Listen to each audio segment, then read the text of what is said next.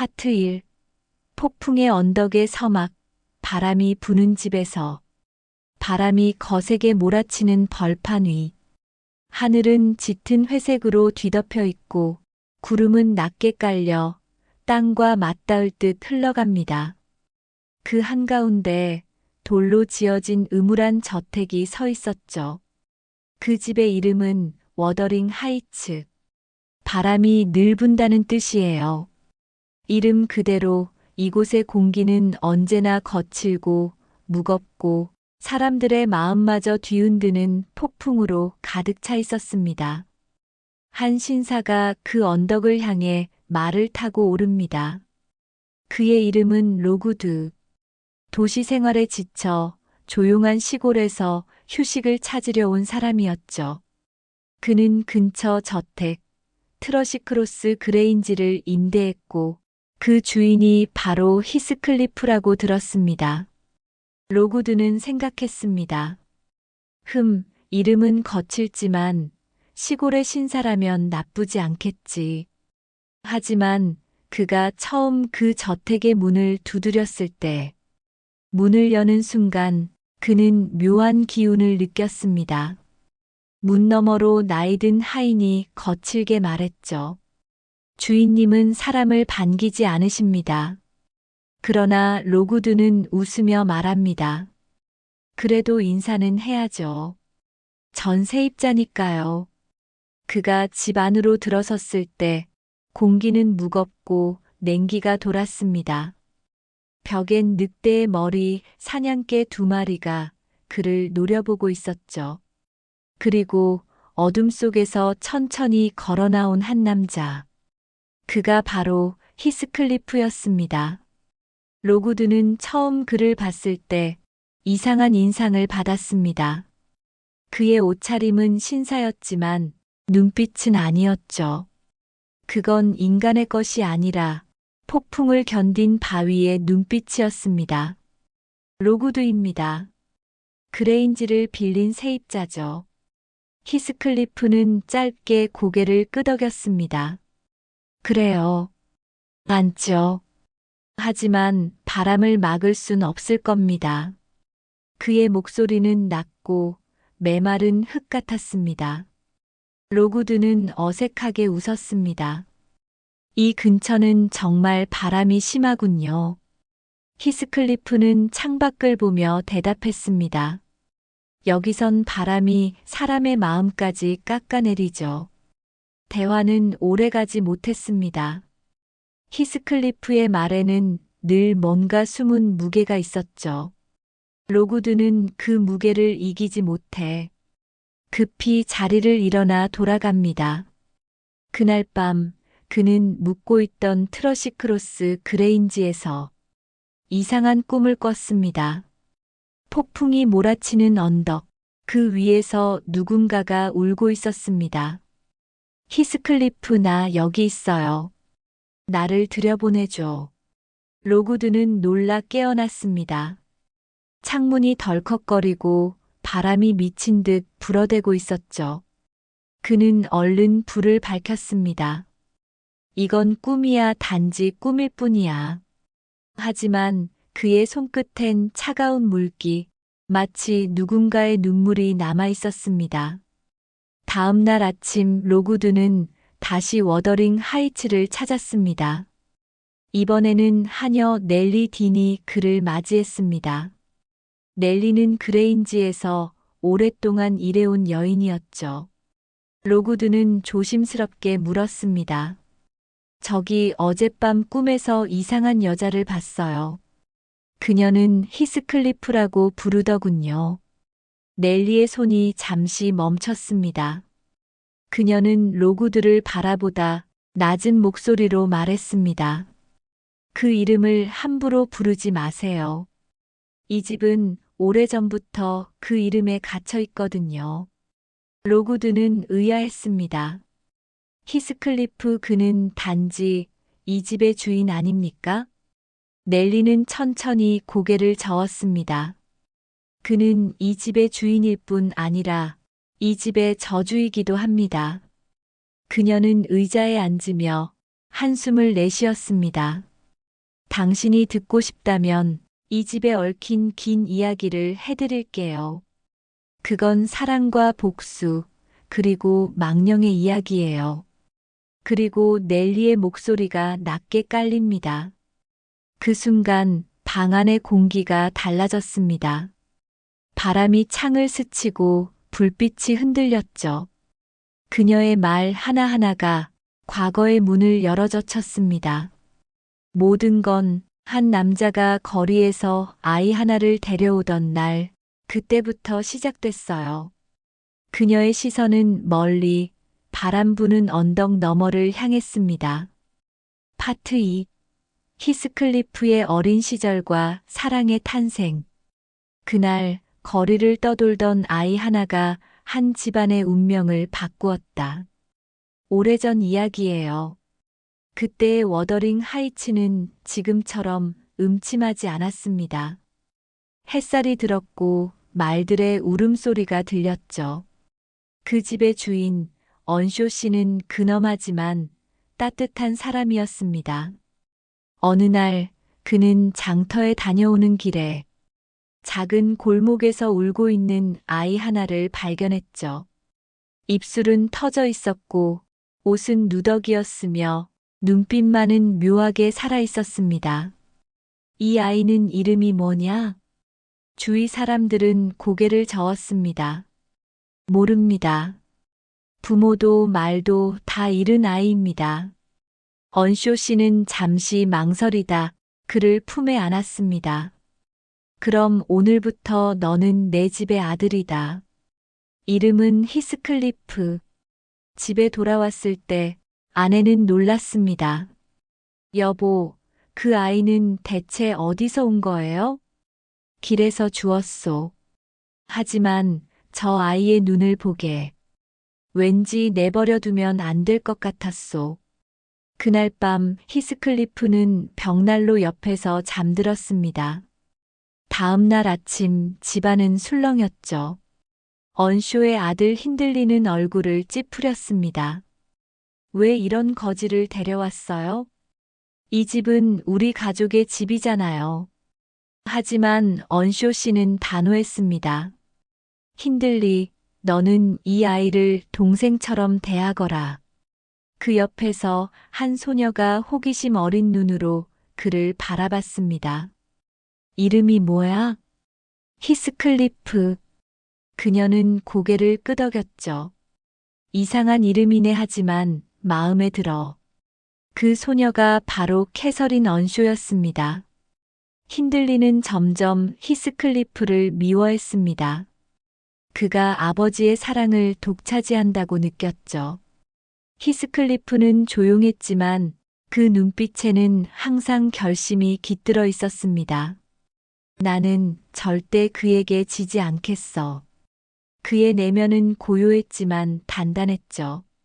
반면 캐서린은 자유로운 영혼이었습니다. 들판을 달리고 비를 맞으며 웃는 걸 좋아했죠. 그녀는 히스클리프를 향해 늘 이렇게 말했습니다. 우리 저 언덕까지 가자. 세상이 우리 둘만 있는 것처럼 느껴지게. 그들은 함께 자랐고 서로를 친구라 부르기엔 너무 깊이 이해하게 되었습니다. 그러나 행복은 오래가지 않았습니다. 언쇼 씨가 병으로 쓰러졌고 집안의 공기는 바뀌기 시작했습니다. 아버지가 세상을 떠나자 흔들리는 집의 주인이 되었죠. 그는 냉정하게 선언했습니다. 히스클리프, 이제 넌 하인이야. 그 순간 히스클리프는 아무 말도 하지 않았습니다. 그저 캐서린을 바라봤죠. 그녀는 울었습니다. 형이 잘못한 거야. 너는 우리 가족이야. 하지만 히스클리프는 말했습니다. 괜찮아, 난 익숙하니까. 그의 마음속엔 이미 어둠이 뿌리내리고 있었습니다. 흔들리는 히스클리프를 마구간으로 내쫓고 거친 일을 시켰습니다. 그는 하루 종일 땀에 젖은 옷으로 버텼죠. 그러나 밤이 되면 캐서린은 몰래 마구간으로 찾아왔습니다. 히스클리프, 괜찮아? 괜찮아, 캐시. 너만 있으면 난 괜찮아. 그녀는 미소 지었습니다. 언젠가 우리는 이 언덕의 주인이 될 거야. 그 말은 그들의 꿈이었고 나중엔 저주가 되었습니다. 어느 날 폭풍이 몰아치던 밤이었어요. 두 사람은 몰래 언덕을 넘다 부잣집 트러시크로스 그레인지의 정원으로 들어갔습니다. 창문 너머로 부유한 린튼 남매가 웃고 있었죠. 그곳엔 따뜻한 불빛, 고운 옷, 그리고 웃음이 있었습니다. 그 순간 캐서린의 눈이 흔들렸습니다. 히스클리프, 저기 사람들은 참 예쁘고 행복해 보여. 히스클리프는 묵묵히 말했습니다. 우린 그들과 달라. 하지만 우린 자유롭잖아. 그녀는 고개를 끄덕였지만 그날의 기억은 그녀 마음속 깊이 남았습니다. 며칠 뒤 캐서린은 부상을 입고 린튼 저택에 머물게 되었습니다. 그녀는 그곳에서 점잖은 신사 에드거 린튼을 만나죠. 그는 캐서린에게 부드럽게 말했습니다. 당신 같은 분은 이런 거친 집보단 햇살 가득한 저택에서 살아야 해요. 그녀는 웃었지만 그 웃음은 어딘가 낯설었습니다. 그녀의 옷이 달라지고 말투가 달라졌죠. 몇 주 뒤 집으로 돌아온 캐서린은 더 이상 예전의 소녀가 아니었습니다. 히스클리프는 그 변화를 느꼈습니다. 그녀가 말하는 모든 단어가 그의 마음을 베고 지나갔죠. 어느 날 캐서린은 넬리에게 속삭입니다. 넬리, 나 에드거와 결혼할까 해요. 히스클리프는요? 그를 사랑해요. 하지만 그와 결혼하면 나 자신이 망가질 거예요. 넬리가 조용히 말했습니다. 그건 사랑이 아니에요, 아가씨. 그러나 캐서린은 눈을 감으며 말했죠. 하지만 나도 여인이잖아요. 한 번쯤 안정된 삶을 꿈꾸고 싶어요. 그녀의 말은 슬프게 흔들렸고 문 밖에서 그 말을 들은 사람. 바로 히스클리프였습니다. 그는 아무 말 없이 떠났습니다. 문이 닫히는 소리만이 남았죠. 그리고 곧 폭풍이 일었습니다. 캐서린은 울부짖었습니다. 히스클리프, 돌아와. 그건 내 진심이 아니었어. 그러나 이미 늦었습니다. 바람만이 대답했죠. 그는 갔어. 이제 내 곁엔 없을 거야. 며칠 뒤 흔들리는 술에 취해 웃었습니다. 드디어 그놈이 사라졌군. 캐서린은 침묵했지만 그녀의 눈엔 죽은 듯한 공허가 남아 있었습니다. 넬리는 속삭였습니다. 아가씨, 그 사람은 돌아올까요? 모르겠어요. 하지만 만약 돌아온다면 그땐 세상이 무너질지도 몰라요. 그녀의 말은 예언이 되었습니다. 파트 3. 귀환, 그리고 흔들리는 평화. 몇 년이 흘렀습니다. 캐서린은 이제 린튼 부인, 트러시크로스 그레인지의 여주인이 되어 있었습니다. 그녀의 삶은 겉으론 평화로웠죠. 남편 에드거는 온화하고 지적이며 그녀에게 헌신적인 사람이었습니다. 하지만 그녀의 눈빛 한구석엔 늘 공허가 남아 있었습니다. 언덕 너머 바람이 부는 방향을 바라볼 때마다 그녀의 가슴은 알 수 없는 떨림으로 가득했죠. 그가 지금 어딘가에 있을까? 어느 날 넬리가 갑자기 뛰어들어왔습니다. 아가씨 아니, 부인. 그분이 돌아오셨습니다. 캐서린은 멈췄습니다. 누가? 히스클리프요. 그 한마디에 그녀의 손에서 찻잔이 떨어졌습니다. 바닥에 부딪히는 소리보다 그녀의 심장이 먼저 흔들렸죠. 문이 열리고 그가 들어왔습니다. 히스클리프. 그의 얼굴은 달라졌습니다. 검은 옷, 검은 눈, 그리고 어딘가 냉혹한 기품. 가난한 하인이었던 소녀는 이제 부자가 되어 돌아왔습니다. 그녀는 숨을 삼켰죠. 정말 당신이야? 그는 고개를 끄덕였습니다. 그래요. 나예요, 캐시. 그들의 눈빛이 마주친 순간 세상은 사라졌습니다.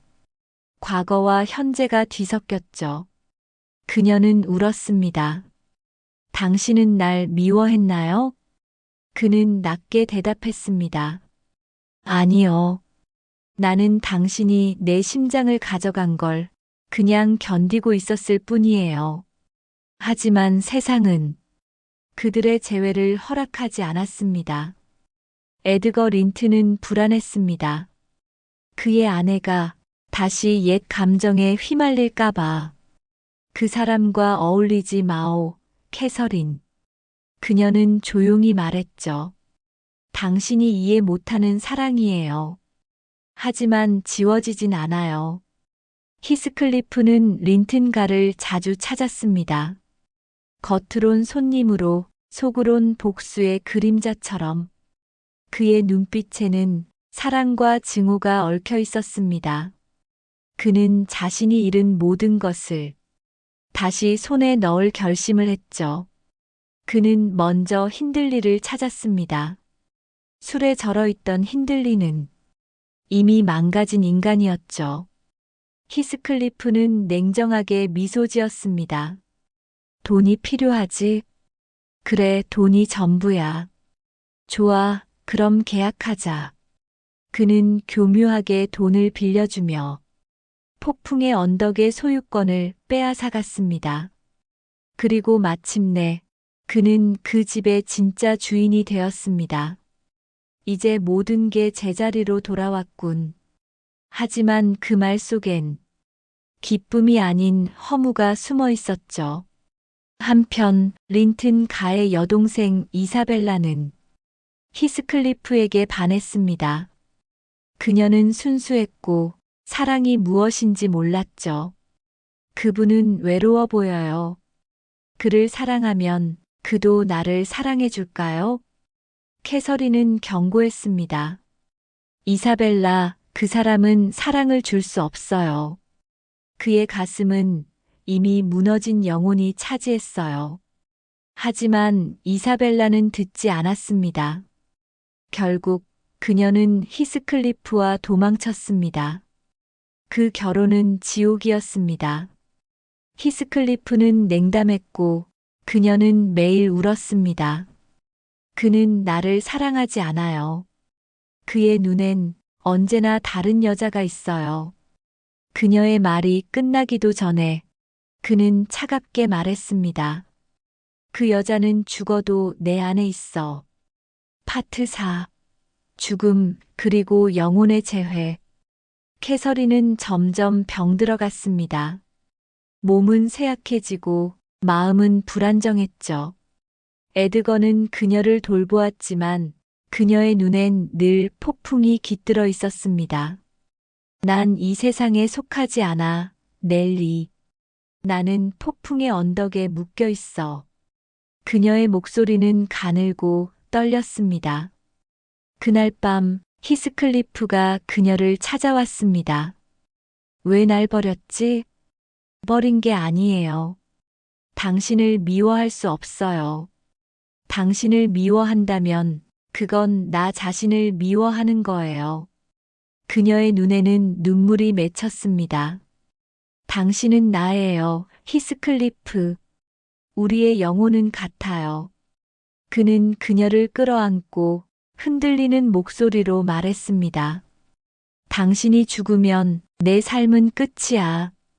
내가 살아있어도 난 더 이상 사람이 아니야. 그리고 폭풍이 창을 때렸습니다. 그녀는 마지막 숨을 내쉬며 속삭였죠. 날 잊지 마요. 히스클리프는 울부짖었습니다. 제발 날 떠나지 마. 죽어서라도 내게 와줘. 그의 절규는 언덕 위로, 들판 위로, 밤하늘로 퍼졌습니다. 그날 이후 그는 달라졌습니다. 그의 얼굴엔 생명이 없었고 그의 눈은 죽은 바다처럼 텅 비었습니다. 그녀는 죽지 않았어. 그녀는 내 곁에 있어. 사람들은 그를 두려워했습니다. 밤마다 그는 언덕을 걸으며 그녀의 이름을 불렀습니다. 캐시, 내 사랑, 내 영혼. 그리고 어떤 밤엔 누군가의 속삭임이 들리기도 했습니다. 히스클리프, 나 여기 있어요. 파트 5. 광기의 세월. 세월이 흘렀지만 그의 시간은 멈춰 있었습니다. 폭풍의 언덕은 이제 그의 그림자 아래에 있었습니다. 힌들리는 죽었고 히스클리프가 완전한 주인이 되었죠. 하지만 그는 행복하지 않았습니다.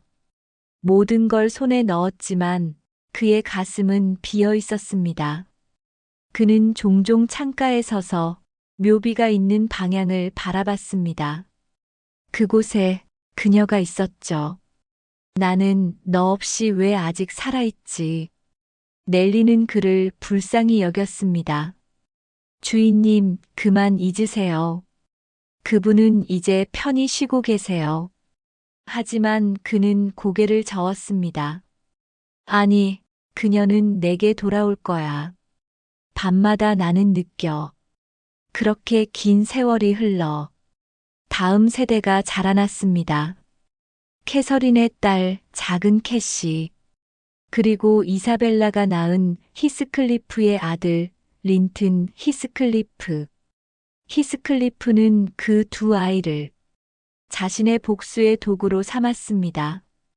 그는 린튼을 약하게 키웠고 캐시를 유혹해 아들과 결혼시켰죠. 그의 목적은 하나, 린튼 가의 재산까지 손에 넣는 것이었습니다. 하지만 그 아이들의 순수함은 그의 오래된 증오에 균열을 냈습니다. 린튼은 병약했고 결국 세상을 떠났습니다.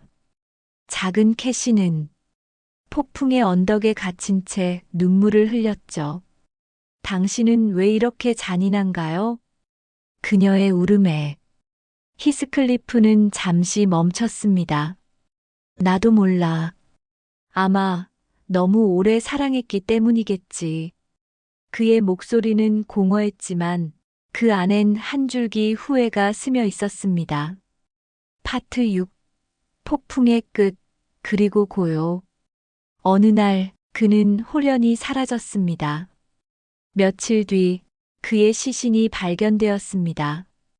그는 창가에 앉아 있었고 그의 눈은 묘지를 향하고 있었죠. 그의 얼굴엔 이상할 만큼 평온한 미소가 있었습니다. 그의 방엔 바람이 불어들어와 촛불을 껐습니다. 넬리는 낮은 목소리로 말했습니다.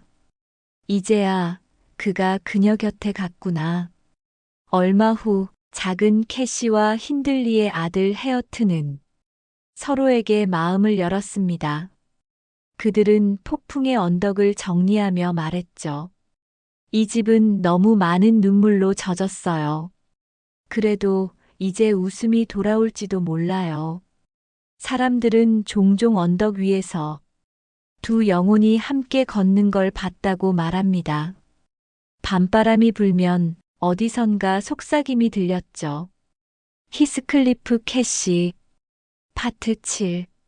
해석. 사랑은 폭풍인가 구원인가? 폭풍의 언덕은 단순한 비극이 아닙니다. 그건 인간의 사랑이 얼마나 파괴적이고 얼마나 영원한지를 정직하게 보여주는 이야기입니다. 히스클리프는 사랑 때문에 태어나 사랑 때문에 무너지고 사랑 때문에 다시 존재했습니다. 그의 사랑은 병적이었지만 그 안에는 순수함이 있었죠. 그는 캐서린을 소유하려 한 게 아니라 그녀가 자신의 일부였기 때문입니다. 나는 그녀 없이는 살 수 없다. 그녀는 나의 영혼이다. 그 말은 사랑이 인간을 어떻게 미치게 하는지를 가장 솔직하게 보여줍니다. 그리고 캐서린. 그녀는 세상과 사랑 사이에서 찢어진 존재였습니다. 이성과 열정 사이에서 갈라진 그녀의 선택은 모든 여인의 내면에 존재하는 갈등의 상징이죠. 그녀는 죽음으로 그 모순을 끝냈습니다. 그러나 아이러니하게도 그 죽음이야말로 히스클리프에게 영원을 선물했습니다. 에밀리 브론테는 우리에게 묻습니다. 진짜 사랑은 무엇인가? 그건 소유가 아닙니다. 그건 존재의 공유입니다. 서로를 지배하려는 게 아니라 서로의 영혼 속에 살아있는 것.